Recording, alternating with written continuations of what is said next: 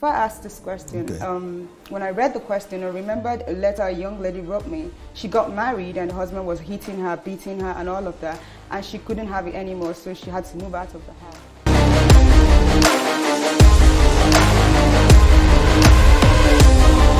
And a lot of people were backlashing her, you know. And then recently in Nigeria, there has been a lot of cases of, you know, domestic violence, and people have been killed, sometimes men, sometimes even women.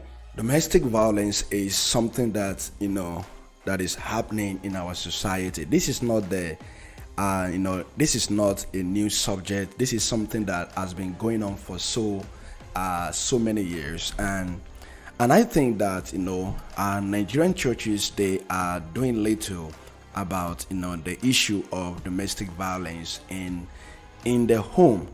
Now, domestic violence is a very fast, wide subject, because domestic violence is not only between husband and wife. Domestic violence also happens between, you know, children and the parents. So, and I really want to focus on the domestic violence between husband and wife, and this is something that, you know, that is happening, and a lot of people don't really know what to do because of the culture and the society where we stigmatize those people, you know, who leave their marriage because of the domestic violence that they are experiencing in their home. Now, if you ask me, you know, what would you advise someone who is in a domestic violence? You know, as I was searching and looking for videos on, you know, domestic violence in a Christian home, I came across this video by, you know, Dr. Sunday Adelaja, and it was asked, you know, what happens if my husband beats me all the time? What should I do? And he gave an answer that I would also recommend, and this is what he has to say. Pack your stuff and move out. Otherwise, he will kill you one day. So I don't think it is proper for you to necessarily wait until they harm you or kill you. Now, I don't believe Christians should be divorcing, even in the case of adultery or fornication. Adultery in the marriage. Yeah. I think it is not necessary. I think love forgives, and love covers multitude of sin. I think people should forgive each other. But when it comes to violence, and the person is violent and it could kill you, maybe you don't need to divorce, but you need to move out fast before they ruin your life.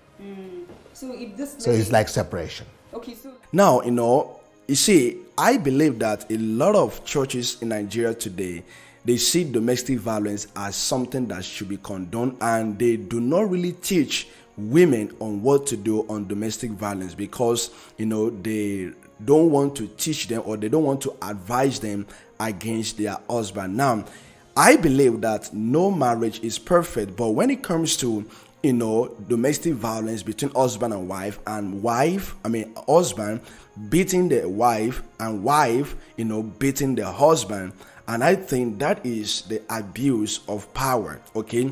Because someone has said this, and I quote, and he said, domestic violence is rooted in the abuse of power between husband and wife. And I understand that, because, you know, people misuse their power, you know, to control, all right? Instead for you to use the power that God has given to you to uplift, to encourage, you know, to exalt, to help, and they use this to control and dominate. So if I find myself in an abusive domestic violent relationship and marriage and partner, the first thing you need to do is to move out. I believe that is the first step, because when you are at peace, that is when you can do what you need to do. In the book of 2 Corinthians chapter 13, verse 11, the Bible talks about we need to be at peace with one another. And when that is not there, if that peace is not there, the reason for your coexistence is not there, I believe that there is nothing wrong for you moving away. Everybody is shocked about the life of this innocent woman that was taken away by her husband for constant beating and, you know, and abusing and violence on her that led to an untimely death. Probably the husband will rot in jail, all right, but the deed has been done. And, you know, this woman could have been alive if she had decided to move out and to walk out of that home. As I was following the story, one of our counselors, our counselor, made a revelation that she told him that this is part of my cross that I have to carry, and this is one of the taboos that we kept hearing in the home today. And how many people have died as a result of domestic violence. I was checking the statistics, between in the US, it said between 2002 to 2012, the number of people that died in the Iraqi war is around 6,000. But the number of people that died as a result of, domestic violence in the US between that same period times two, like 15,000 people have died.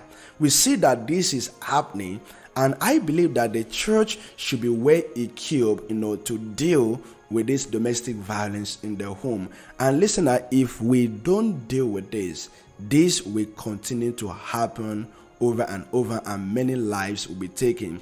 And let me say this to you out there: if you are a lady that you find yourself in a very abusive and domestic violence home, don't die in silence. Speak out. There are people that will be willing to listen to you. There are people that will be willing to counsel you. There are people that will be willing, to help you out.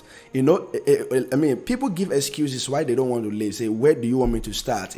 Nobody's asking you to start anywhere. Just to separate for the period of time, so that the brain will calm down and the peace will be able to be established in the home. So some of them will say, I'm staying in the abusive home because of my children. This actually happened to me. I grew up in an abusive and domestic violence home, and I'm saying this, and I've watched my mom tells me several times, the reason why I'm staying here is because of you. I'm staying in this home because of you. Let me say this: it is when you have life, that is when you can take care of your children. Please don't die in silence. Speak out and move away. Stay away from abusive home. Listen, if you find yourself going through this, listen, there will always be people that you can talk to. Speak out, and this will really help you. God bless you.